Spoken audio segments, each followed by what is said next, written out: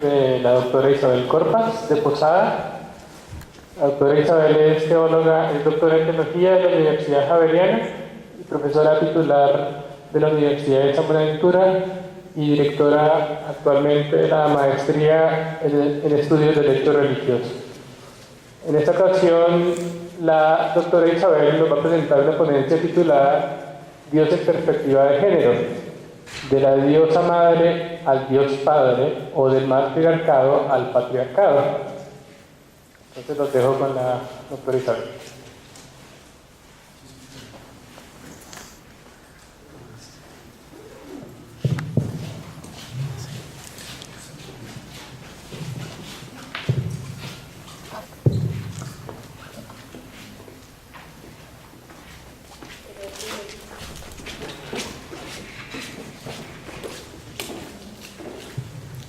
Creo que el esfuerzo de las tinieblas no se está viendo,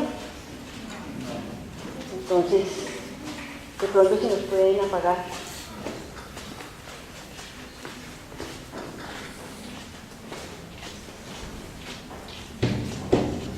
En un ciclo que se llama Dios en perspectivas, yo podría haber presentado cuál es la imagen de Dios desde la perspectiva de la teología católica.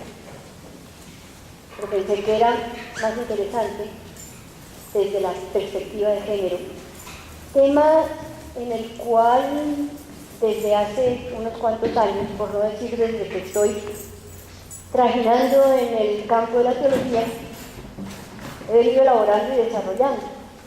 Yo creo que para nosotras las mujeres ha sido novedoso entrar en primer lugar al mundo del saber, pero sobre todo al mundo del saber teológico, tradicionalmente cerrado para las mujeres, puesto que ellos estudiaban teología, eran los candidatos al sacerdocio y por lo tanto eran todos ellos hombres. Es un tema que nunca había elaborado como tal, tema de Dios, de la imagen de Dios. En distintos sitios, de alguna manera sí, había pasado tangencialmente por este tema, de manera que esto que estoy presentando hoy es absolutamente nuevo, dijéramos que está en función de preestreno.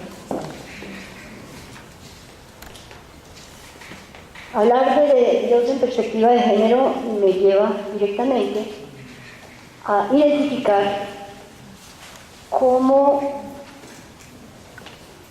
primero hubo diosas madres y después aparece la figura del Dios Padre como expresión de la experiencia de la trascendencia, y que esto corresponde también al paso de un contexto matriarcal a un contexto patriarcal. ¿Cómo voy a exponer este tema? Primero voy a presentar el horizonte de comprensión, que tiene dos puntos. El presupuesto teológico, porque yo creo que cuando uno está hablando en un espacio pluridisciplinar, tiene que definir cuál es el proceso a través del cual trabajamos los teólogos. Y luego, cuál es la perspectiva de género, que posiblemente ustedes tienen claridad al respecto, pero me gusta explicitarla. Después, el marco teórico es el hecho religioso. Al fin y al cabo, como decía ahorita Andrés, eso es lo que me ocupa ahorita, más o menos como 36 horas al día, en que es como directora de la maestría en estudios de derecho religioso. Y este tiene dos partes: la experiencia religiosa y la interpretación y expresión de la experiencia religiosa, para pasar luego a las representaciones antropomórficas de la experiencia de la trascendencia. Están las representaciones femeninas en contextos matriarcales, las representaciones hierográmicas en contextos de transición, en el mundo ya cuando se introduce la agricultura, y representaciones masculinas en contextos patriarcales. En cuanto al presupuesto, al horizonte de comprensión, yo debo declarar, afirmar que soy teóloga, que soy católica, que soy mujer, que creo en Dios, es decir, que soy creyente. Por lo tanto, reflexiono como teóloga, teóloga mujer, teóloga católica, teóloga creyente. Este es mi horizonte de comprensión, que me siento la necesidad de precisar antes de abordar el estudio que nos reúne. Hago esta confesión a manera de introducción de... ¡Uy, qué maravilla! Me lo estaba inventando. Desde el reconocimiento de que los seres humanos nos encontramos inmersos en un universo semántico en que los diversos aspectos de la experiencia humana resultan significativos y adquieren sentido. Este universo en el cual nacemos y que cada persona tiene que asimilar es la cultura, universo simbólico que condiciona nuestra experiencia, a la vez que su interpretación y su expresión. Porque son culturales, también son históricos los discursos, los rituales, la organización social, la cosmovisión, los sistemas de representación, los imaginarios, las formas de relación y las prácticas de socialización, el significado de la sexualidad y de la relación entre hombres y mujeres, los símbolos que expresan la identidad masculina y femenina, así como los comportamientos de cada uno de los sexos, la manera de ser hombre y de ser mujer, los sistemas de creencias que explican cómo y por qué se diferencian los hombres y las mujeres, la religión, los marcos teológicos de significación. Todo ello corresponde a unas circunstancias de espacio y tiempo que enmarcan cada cultura, cada horizonte de comprensión. Pero además de que estamos condicionados por un universo de significación al que pertenecemos y por la cultura que nos engendra, también estamos envueltos tanto emocional como intelectualmente en el entorno social y las circunstancias personales. Por eso estamos prejuiciados a favor de los valores y criterios que organizan esa vida social, ya que la percepción, la reflexión, la conceptualización y el juicio que hacemos de la realidad o de las personas están condicionados, como lo manifiesta la sociología y la psicología del conocimiento, por nuestras circunstancias personales y sociales. Y esta constatación anuncia el recurso a la perspectiva de género que se refiere al significado que cada cultura atribuye a cada uno de los sexos.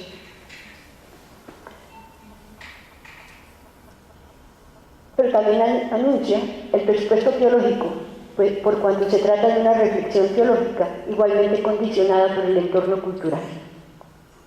¿Qué es teología y cómo se hace teología? Una mirada diacrónica y sincrónica al quehacer teológico muestra que no hay una teología, sino múltiples y diversas, enmarcadas cada una de ellas en diferentes contextos socioculturales, con sus correspondientes marcos de pensamiento y horizontes de comprensión, vale decir paradigmas, racionalidades, epistemologías. Diversas y múltiples, además, no solo por los contextos en que se enmarcan, sino por la finalidad que pretenden y la funcionalidad que cada una privilegia. Por eso no se puede hablar en teología de un método, es decir, de una mirada, una forma de hacer teología, sino de muchos y diversos, tanto en el transcurso de la historia como en el actual panorama teológico. La tradicional definición de teología como la fides quaerens intellectum, la fe que trata de entender, explica la necesidad que tiene la teología de utilizar mediaciones diversas en razón de los diversos contextos del discurso teológico y que corresponden a igualmente diversos métodos de hacer teología. Así, la filosofía griega del platonismo y la filosofía aristotélico-tomista, en los primeros capítulos del desarrollo histórico del quehacer teológico, para luego diversificarse y superar la exclusión mediación filosófica por la mediación de la historia y de las ciencias sociales, de la semiología y de las racionalidades socionalísticas y socioreligiosas, de la antropología cultural y los estudios pluridisciplinares del hecho religioso. En líneas generales, el objeto del discurso teológico es la experiencia religiosa y sus diversas formas de expresión, que corresponden al lenguaje religioso. Un lenguaje eminentemente evocativo y plural, que interpreta y expresa dicha experiencia vivida en comunidad. Por eso, en cuanto a reflexión sistemática sobre la experiencia de fe, la teología, y en este caso tendríamos que decir la teología católica, puesto que es el marco en el cual yo me muevo, es una hermenéutica, pues su objeto es interpretar la experiencia de la fe a la luz de la palabra de Dios, e interpretar la palabra de Dios y la experiencia de fe en la comunidad eclesial desde los acontecimientos de la historia para descubrir en ellos, en la realidad, en la palabra de Dios, en la Iglesia, su verdad y su sentido. Digo su verdad, no digo la verdad, es decir, verdad que tiene que ver con el sentido. Ahora bien, no solamente la teología es un ejercicio hermenéutico, también la escritura, como interpretación de la manifestación de Dios al pueblo de Israel en la persona de Jesús, y el magisterio de la Iglesia en cuanto a interpretaciones sucesivas que la comunidad eclesial propone de la realidad humana y del mensaje divino, en los correspondientes marcos culturales en los cuales la Iglesia confiesa su fe. Por ello, están sujetos a la historicidad y necesitan ser, a su vez, interpretados teniendo en cuenta la problemática propia del momento histórico en que se formularon. La teología, desde un enfoque hermenéutico, no se contenta con la repetición de textos bíblicos y de fórmulas de magisterio, sino que se pregunta por el sentido de los acontecimientos actuales a la luz de la fe y de la revelación de Dios que desde su pregunta descubre en la Biblia y en la tradición eclesial. Se trata pues de un ejercicio hermenéutico en que los textos se enmarcan en un sittim leben que se hace necesario identificar para interpretarlo y distinguir qué es lo propiamente cultural y cuál es el contenido que pudiéramos llamar de la fe. Este proceso se conoce como círculo hermenéutico por cuanto se trata de un movimiento circular en que la respuesta es condicionada en cierto modo por la pregunta, que a su vez es confirmada, ampliada o corregida por la respuesta. De esta intelección surge una nueva pregunta de forma que el círculo hermenéutico se desarrolla en una especie de espiral interminable. El teólogo colombiano Alberto Parra identifica tres momentos o elementos constitutivos de la elaboración teológica: el texto, el contexto y el pretexto, que están indicando al mismo tiempo recurso al método hermenéutico y a las mediaciones socioanalíticas y prácticas. Así lo plantea este autor, abro comillas: los elementos metodológicos de texto, contexto y pretexto, o de comprensión, interpretación y aplicación, resultan en puro paralelismo o tangencialidad ocasional si no opera una verdadera circularidad entre los elementos dichos, de modo que el pretexto de liberación modifique el análisis de situación y la comprensión de la tradición. El texto de tradición modifica el contexto y el pretexto, y que contextos y pretextos jueguen la comprensión del sentido operativo y transformador de la existencia y del entorno. Este método de los textos, contextos y pretextos, yo diría que es el que personalmente yo he asumido en mi reflexión teológica y que de alguna manera está aquí asumido en el desarrollo de la presente reflexión. Por otra parte, como quiera que el discurso teológico se haya condicionado históricamente, pues tanto la experiencia como su interpretación y formulación están condicionadas por las circunstancias propias del momento histórico, como también está históricamente condicionada su reinterpretación. Cuando la lectura se realiza desde un contexto diferente, y también la experiencia histórica de la revelación de Dios y su interpretación se encarnan en categorías y sistemas de significación propias de cada contexto cultural. Por eso, las circunstancias desde las cuales se aborda un texto y su contexto condicionan las preguntas y las respuestas. Por eso, cada generación confiesa su fe desde circunstancias sociales y culturales, desde unos presupuestos antropológicos y teológicos propios de su momento histórico, desde la problematicidad y conflictividad de cada época.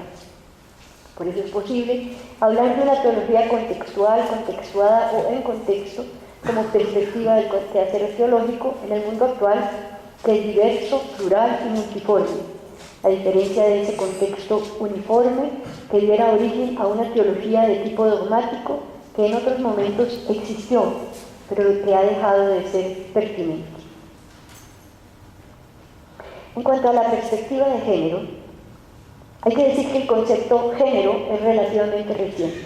Lo introdujeron al lenguaje académico los estudios iniciados por las mujeres sobre su situación y su identidad, así como el enfoque propuesto de la historia de las mujeres como historia de lo privado, de lo cotidiano. Estos estudios hicieron caer en la cuenta que el género se refiere a relaciones entre los sexos inscritos no en la eternidad de una naturaleza inhallable, sino producto de una construcción social, que es lo que precisamente importa deconstruir. Pero a lo que se refiere la teoría de género, es que como se trata de una división de los sexos socialmente impuesta, se pueden enfocar críticamente y cuestionar los patrones establecidos, superar los modelos que resultan alienantes y relativizar, por ejemplo, los roles genéricos que son producto de la cultura. Dicho de otra manera, los condicionamientos culturales se pueden deconstruir para reconstruirlos nuevamente. Nos sobra recordar que género no es sinónimo de sexo. El sexo se refiere a los datos biológicos que determinan a los seres vivientes como macho o hembra, mientras el género se refiere a los condicionamientos culturales que se aprenden y que dividen a los seres humanos en hombres y mujeres. Tiene que ver con el comportamiento que cada cultura establece para cada uno de los sexos, con las formas de relación, los roles que deben cumplir y el lugar que deben ocupar en el espacio social. Es lo que Simone de Beauvoir, la madre de los feminismos, hacía notar cuando escribió que, abro comillas, las mujeres se hacen, no nacen. Como también tenemos que decir que los hombres no nacen, se hacen, y que los hacemos las mujeres. La división de roles tiene que ver con relaciones de poder entre el hombre y la mujer, relaciones en las que apenas se están introduciendo cambios a un orden propio del sistema patriarcal en el que la humanidad vivió por siglos, y en el que la autoridad del hombre y el sometimiento de la mujer, tanto en la sociedad como en el hogar, era el orden establecido que había que defender. A esta desigualdad la denominó Engels, abro comillas, el primer antagonismo de clases, cierro comillas, porque debido al dominio de quien posee el capital, explicaba, el hombre es en la familia el burgués y la mujer representa al proletariado. Por otra parte, mientras el silencio era femenino, la palabra y el saber eran masculinos, pues pertenecían al mundo exterior del cual estaba ausente la mujer. Por esta razón hemos estado acostumbradas y acostumbrados a una lectura de la realidad y de los datos de la historia con ojos masculinos, a los que posiblemente han escapado aspectos de los que las mujeres nos percatamos o no pasamos por alto. Ahora bien, la posibilidad de identificar los condicionamientos culturales de nuestros sistemas de significación y los condicionamientos epistemológicos en el proceso de conocer permite relativizar y cuestionar afirmaciones que tradicionalmente parecían irrefutables, al mismo tiempo que asumir una posición crítica frente a afirmaciones aparentemente inobjetables como las que la mitad de la humanidad ha hecho de la otra mitad. La perspectiva de género, escribe Celina Lertora Mendoza, es, abro comillas, un diverso modo de conocer y comprender los contenidos disciplinares generales, hasta aquí la cita, y se pregunta si el método feminista es un método investigativo distinto a los métodos estándar, mientras para Virginia Scull, teóloga argentina, la categoría de género es instrumento de análisis desde donde plantear y responder diversas cuestiones. Esta perspectiva de género forzosamente conduce a la presente reflexión. Se cuela en cada renglón, porque la mirada de mujer es horizonte desde el cual abordar las representaciones antropomórficas de la divinidad que a lo largo de la historia de la humanidad expresan la experiencia religiosa. El marco teórico que enmarca esta reflexión es el hecho religioso, porque las representaciones antropomórficas que vamos a repasar expresan la experiencia religiosa en su doble vertiente, como experiencia de la trascendencia, y son al mismo tiempo interpretación y expresión simbólica de dicha experiencia. Por eso yo quiero perfilar aquí las dos ideas en cuanto a la experiencia religiosa como experiencia de la trascendencia y la interpretación y expresión de la experiencia religiosa. Ahora bien, para hablar de experiencia religiosa hace falta precisar qué es lo que estoy entendiendo por experiencia humana. Recurro a esta definición de Antoine Bergot, que dice: es el modo de conocer por la aprehensión intuitiva y afectiva de las significaciones y de los valores percibidos, a partir de un mundo preñado de signos y de llamadas cualitativamente diferenciadas. Es decir, la experiencia humana es una forma de relación con el mundo y con las demás personas, una manera de conocer, es decir, de aprehender y de comprender la realidad en que vivimos y las personas con quienes convivimos, a partir de lo que significan y representan. Como la zorra del Principito de Saint-Exupéry, para quien el trigal trasciende su misma realidad para evocar otra cosa, la cabeza rubia de su nuevo amigo, y no solo la cabeza, sino su amigo. Esto porque los seres humanos somos capaces de descubrir que el mundo en el que vivimos y las cosas que nos rodean trascienden su existencia inmediata. Es algo que hacemos diariamente y a todas horas, cargando a los objetos y a las experiencias cotidianas de un significado que los desborda. Las cosas tienen un lenguaje, hablan, se dicen. Las acciones van más allá de sí mismas y de su utilidad práctica para significar algo más. El café que se ofrece es más que café, dice acogida, significa hospitalidad. El beso es más que contacto de labios, dice te quiero. La comida es más que alimento, es familia reunida, es amistad compartida. En este orden de ideas, el contenido cognoscitivo de la experiencia pertenece a un orden distinto del de la razón. Tiene que ver con el sentido, posibilita un más pleno conocimiento del mundo que nos rodea, contiene una realidad, significa algo, afirma una verdad que ciertamente no es demostrable con los criterios de las ciencias, como es la experiencia del amor, como es la experiencia religiosa. Lamentablemente, al privilegiar lo intelectual y racional sobre cualquier otra dimensión de la realidad humana, se minusvalora la experiencia, considerando que no es racional, pues depende de impulsos emotivos, a diferencia del conocimiento racional, que sí afirma verdades, o que creemos que sí afirma verdades objetivas y verificables con los criterios de la ciencia, y está vinculado a la lógica racional. En cuanto a la experiencia religiosa, vale la pena recordar que los trabajos de los fenomenólogos de la religión, que llamaron la atención acerca del sentimiento religioso, gracias a la cual se considera hoy que la religión, toda religión, no existe en el nivel de los conceptos ni de la práctica ética, sino será una interiorización personal, es decir, una experiencia religiosa como experiencia de encuentro con la trascendencia, experiencia que desborda los marcos de un lenguaje conceptual.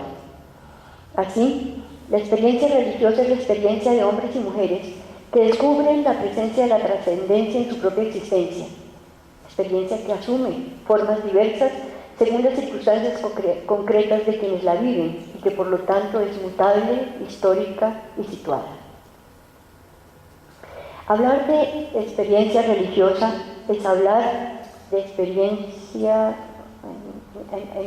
se me cambió esto, de experiencia de la trascendencia o de esa realidad superior que trasciende al ser humano y al que se dan diversos nombres. Puede ser una realidad superior, la que se refiere Durkheim como cosas sagradas. Puede ser lo sagrado, como la escuela sociológica francesa, como Marcel Mauss, a comienzos del siglo XX, se refería al fenómeno central de todas las religiones, o de las formas religiosas.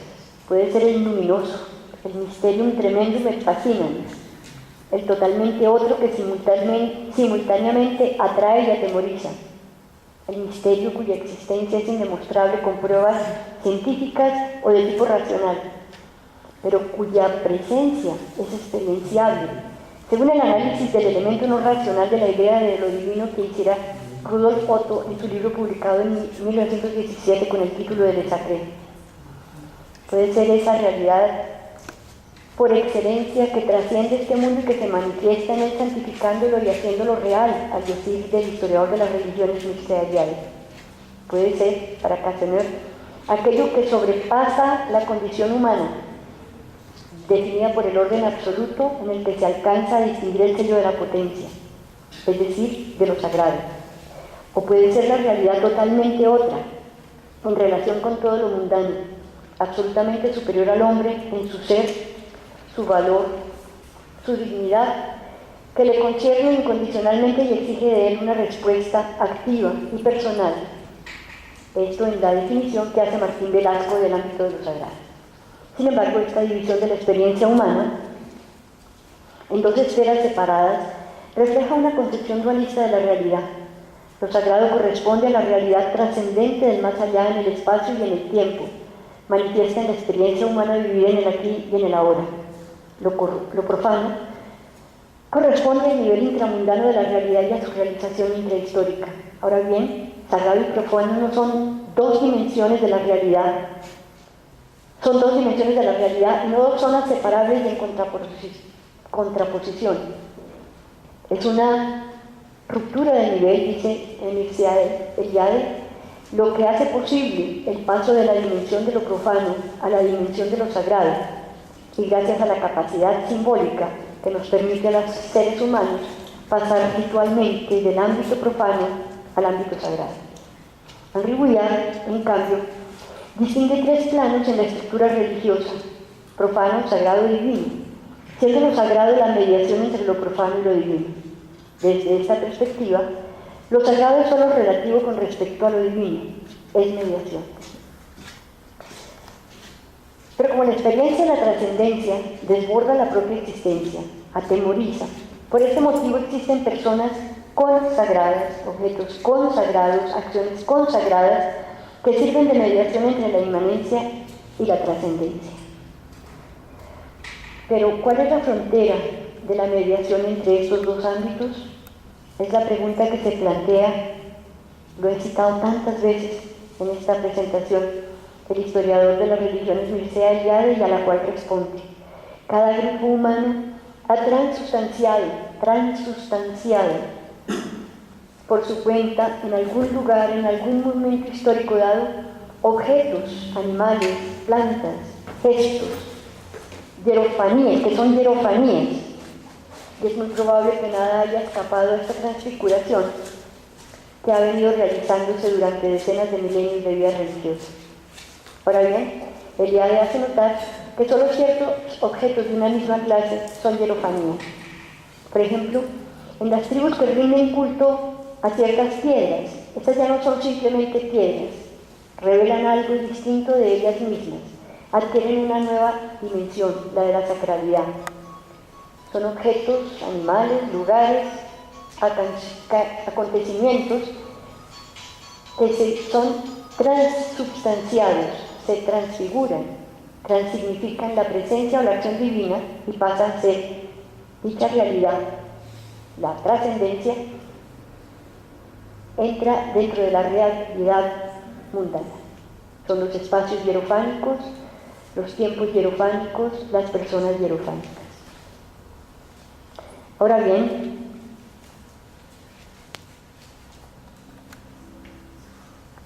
la experiencia religiosa, la experiencia humana resulta humana en su interpretación y expresión.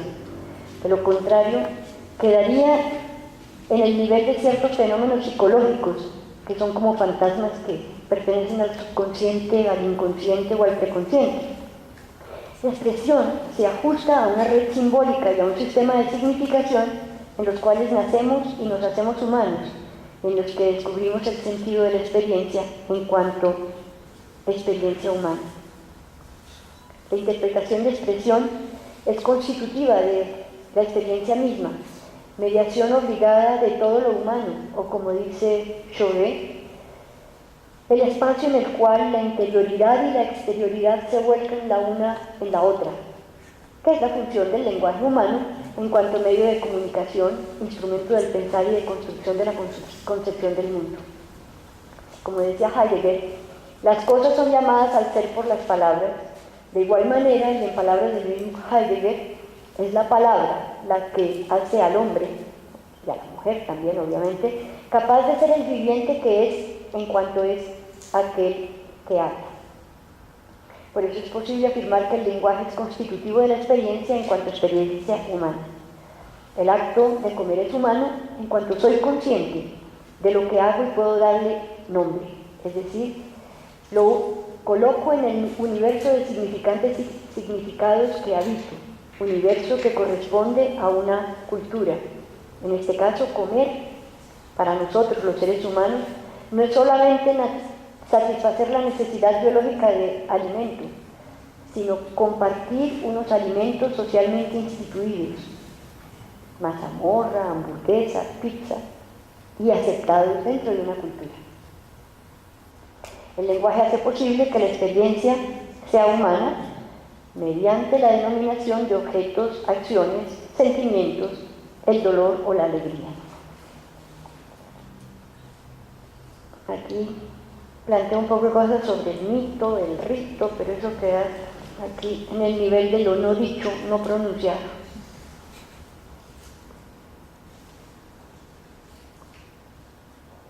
Pasemos al centro, es decir, a lo que en la mirada de textos, contextos y pretextos estaríamos hablando de los textos. Los textos y sus contextos son representaciones femeninas en contextos matriarcales, representaciones hierogámicas en contextos de transición y representaciones masculinas en contextos patriarcales. Yo no soy antropóloga, yo no soy socióloga, muchos de ustedes que provienen de estas disciplinas seguramente me corrijan cosas que de golpe no sean tan precisas, pero los teólogos acudimos a las demás ciencias para nuestra reflexión y nuestra interpretación. Presento aquí 3 contextos socioculturales y para caracterizar estos 3 momentos de la historia de la humanidad desde la mirada a las representaciones antropomórficas de la divinidad, he recurrido a la teoría de Bachofen a partir de sus estudios etnográficos citados por Engels en su libro El origen de la familia, la propiedad privada y el Estado. Dichos estudios indicaban, ya en el siglo XIX, que al principio había existido la promiscuidad sexual o el etairismo, que dio paso a la familia consanguínea, a la familia punalúa, a la familia sindiática y finalmente a la familia monogámica. Pero lo más significativo de la investigación de Bachofen fue, es decir, de Bachofen para acá hay infinidad de otros autores, pero es que lo que me llama la atención de Bachofen es la manera como lo identifica a partir de 3 dioses, diosas y dioses. Y que también lo significativo de la investigación de Bachofen es su tesis del matriarcado como estrato cultural anterior al patriarcado, distinguiendo 3 momentos en el paso de la cultura matriarcal a la cultura patriarcal. Y para caracterizarlo recurrió a 3 divinidades del panteón griego: Afrodita, Deméter y Apolo. En el primero, simbolizado por la diosa Afrodita, la vida se hallaba en plena simbiosis e identificación con el principio material femenino de la naturaleza, con su fecundidad. Y la tierra es la gran madre. No existe matrimonio, y la tierra como madre es dadora permanente de vida, sin límite alguno, a la vez que es la que recibe en su seno tras la muerte. Pervive esta experiencia primigenia, como lo voy a indicar más adelante, en la literatura religiosa de la tradición judeo-cristiana. En el segundo, simbolizado por Deméter, corresponde a la introducción de la agricultura. Todavía se permanece la unidad, o permanece la unidad con la naturaleza y se establece el matrimonio en el plano social. La agricultura reproduce la unión del hombre y la mujer, la unión de la pareja de los dioses, es decir, del dios padre uránico y de la diosa madre tónica. En un tercer momento, simbolizado por Apolo, el dios solar, lo masculino inicia su desplazamiento, o comienza a desplazar lo femenino, dando origen al patriarcado, que privilegia lo racional, la individualidad, la guerra, la violencia, de lo sagrado inclusive. Del reinado de las divinidades tónicas se abre camino el dios solar uránico. El hombre se emancipa de la naturaleza, diferenciándose radicalmente en la concepción que tiene de ella de los dos periodos anteriores. Ahora bien, a lo que Bachofen se refiere por matriarcado es a un modo de interpretar y organizar el cosmos que tiene como centro lo femenino.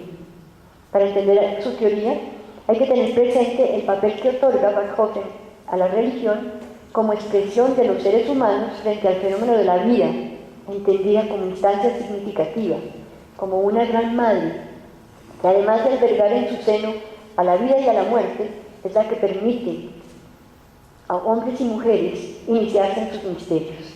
Por otra parte, Bachofen concibe la evolución humana como un continuum sostenido por el mito y la historia, como diferentes modos de expresión de la tradición de un pueblo.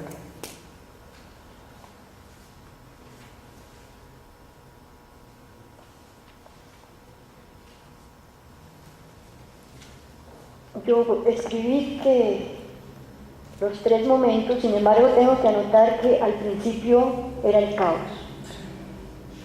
Los primeros testimonios correspondientes a estadios de la historia de la humanidad en que no había distinción estarían representados en las pinturas rupestres de hembras animales gestantes de las cavernas del Paleolítico y perviven en mitos de origen o poemas de creación pertenecientes a estadios posteriores. Por ejemplo, el del Enuma Elish, cuando en lo alto el cielo no había sido nombrado, ni abajo la tierra había sido mencionada.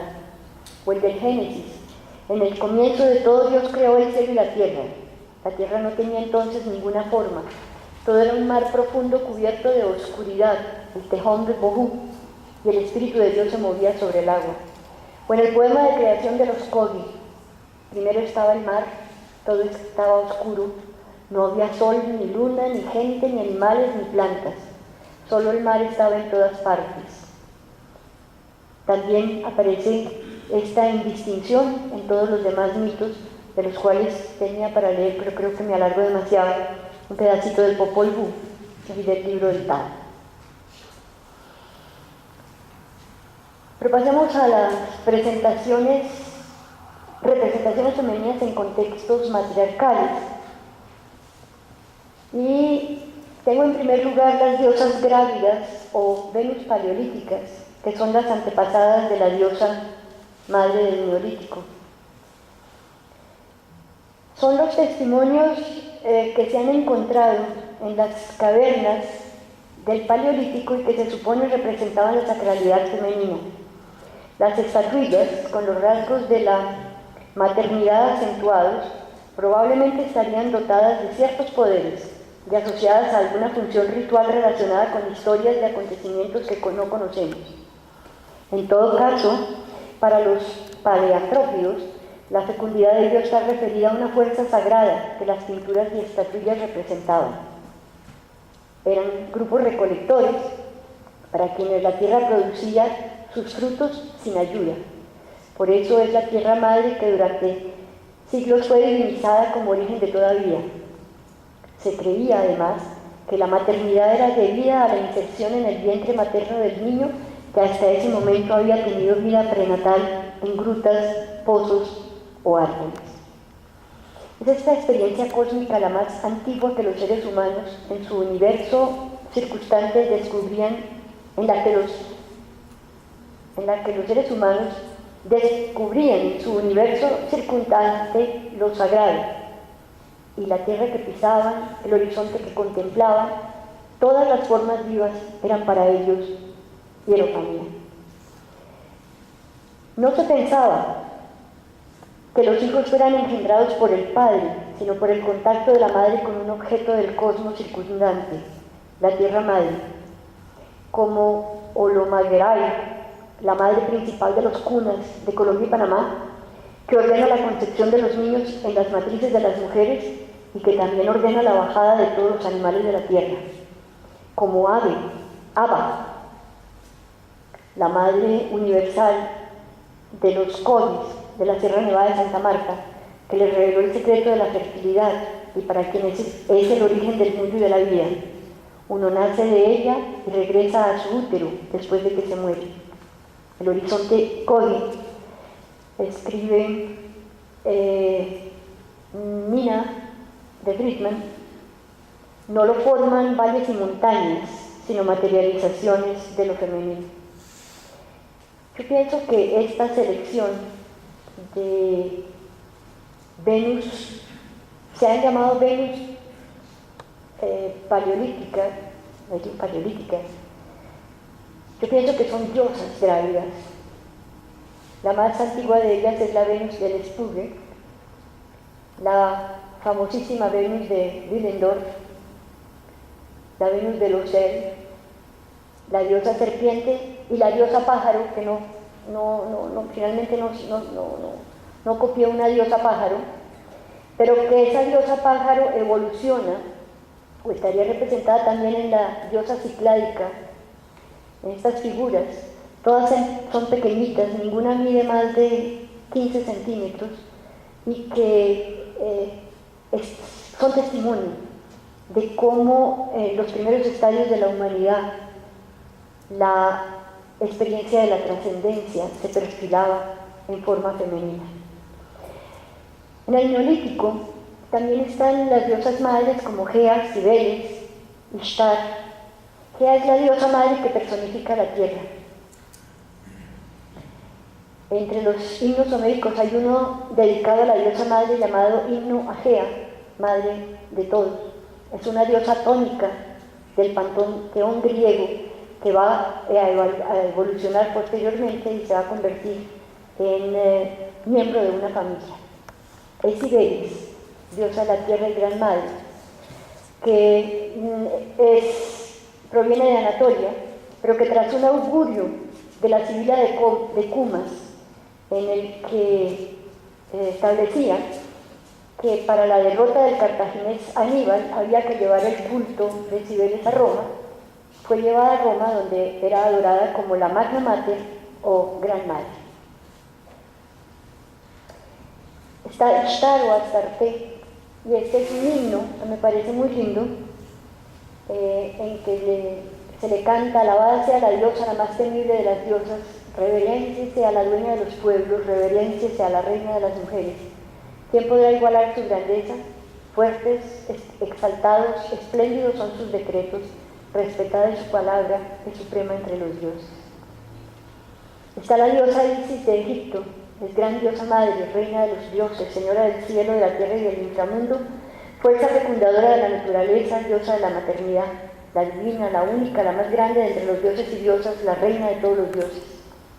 La novela de Lucio Apuleyo pone en labios de Isis, cuando dice: yo soy la madre natural de todas las cosas, señora y guía de todos los elementos, progenie primera de los mundos, la primera entre las potencias divinas, reina de los infiernos, señora de los que moran en los cielos, en mis rasgos se conjugan los de todos los dioses y diosas, etc. Está Abba, la madre de los cosmos. El poema de creación dice: primero estaba el mar, todo estaba oscuro, no había sol, ni luna, ni gente, ni animales, ni plantas. Solo el mar estaba en todas partes. El mar era la madre. Ella era agua y agua por todas partes, y ella era río, laguna, quebrada y mar. Y así ella estaba en todas partes. Así primero estaba la madre. Se llamaba Gauchobanca, y hay disparidad de nombres, pero en todo caso se refiere a la misma Abba. Depende de los relatos, del origen de los relatos. La madre no era gente ni nada ni cosa alguna, ella era aluna, Ella era el espíritu de lo que iba a venir y era pensamiento y memoria. Así la madre existió solo en la luna, en el mundo más bajo, en la última profundidad sola. Entonces, cuando existió la madre, se formaron arriba las tierras, los mundos, hasta arriba donde está hoy nuestro mundo. Es la Pachamama de los pueblos andinos, que no alcancé a pasar el texto de Murúa, de la historia general del Perú, en que presenta cuál es la imagen de la Pachamama, pero la Pachamama es la tierra también.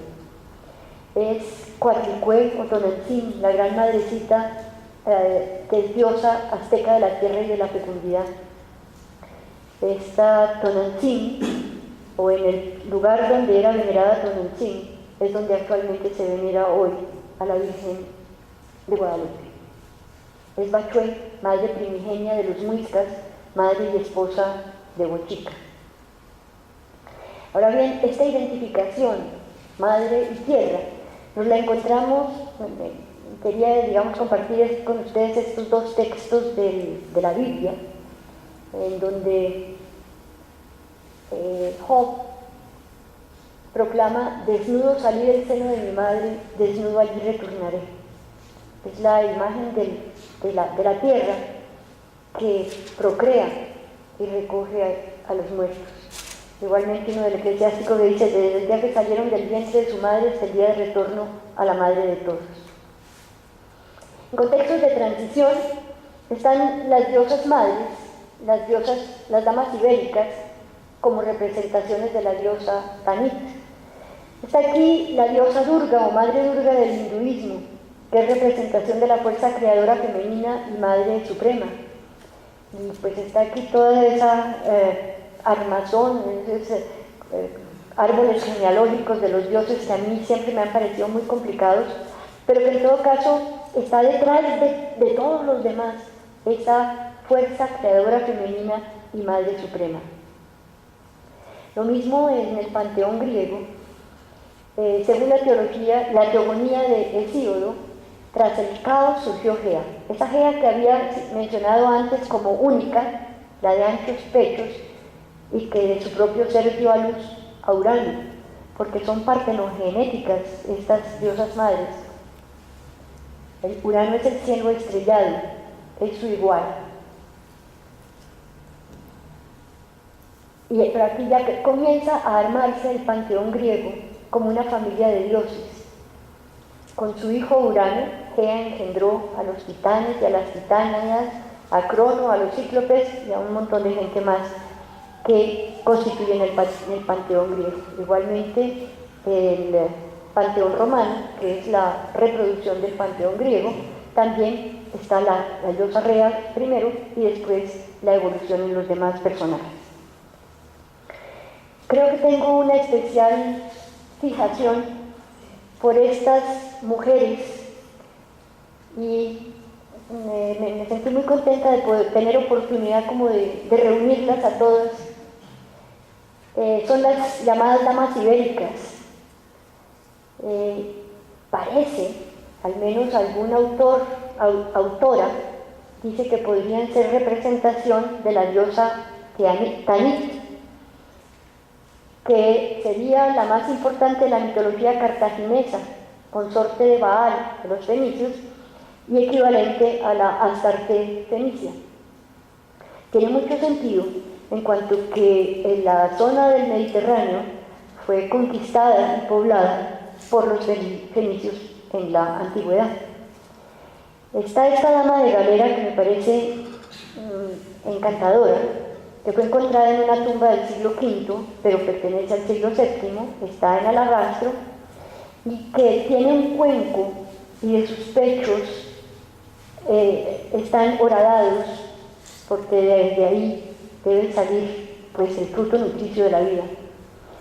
Está la famosa dama de Eche, con su mirada en blanco, que parece ser también representación de Tanit.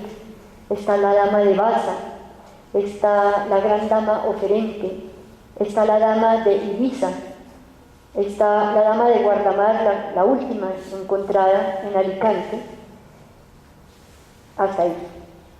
Y ahora sí, las representaciones masculinas en contextos patriarcales, en las que nos encontramos pues los panteones patriarcales presididos por dioses uránicos. Fundamentalmente están Apolo, Ra.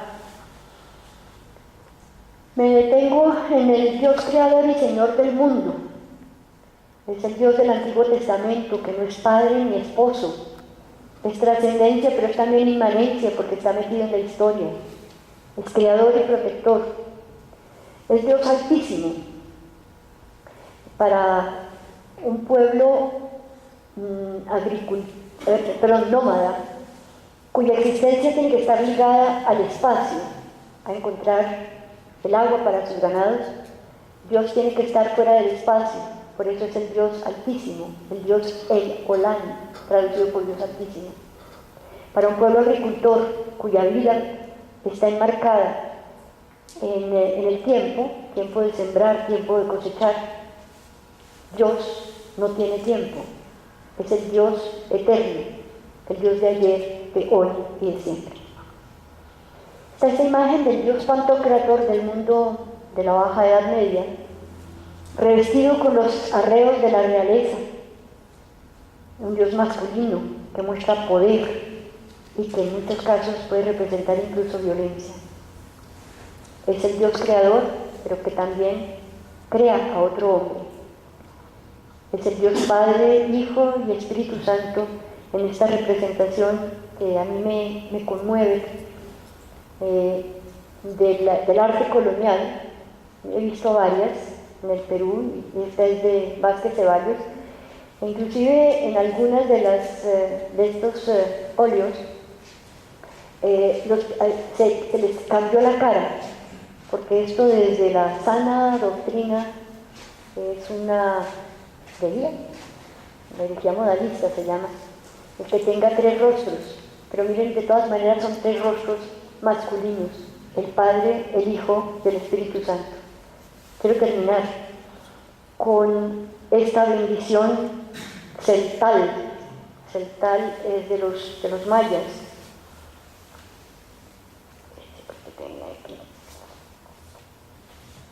Pienso que más allá de las diferencias y las luchas de poder, esta bendición, donde vemos la primera parte,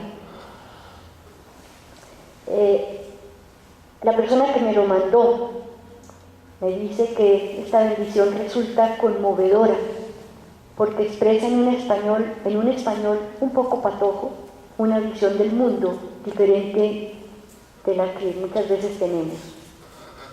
Mamá, papá, Dios los bendiga y los consienta, les muestre su rostro sonriente y los colme de sus gracias, los mire con su cariño de mamá, papá, Dios, y les conceda la plenitud de su felicidad.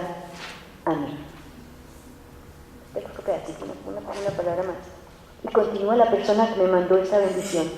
¿No te parece que esta idea de que Dios nos consienta y nos mire con cariño es completamente ajena al Dios que conocemos?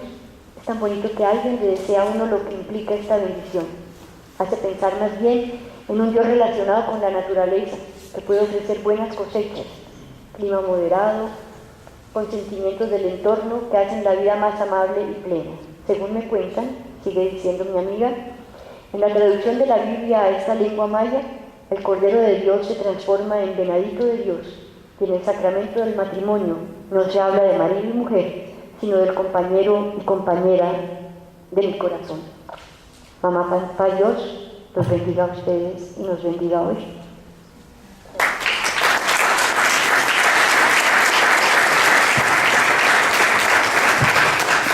Bueno, muchas gracias. Vamos al descanso de 15 minutos y volvemos.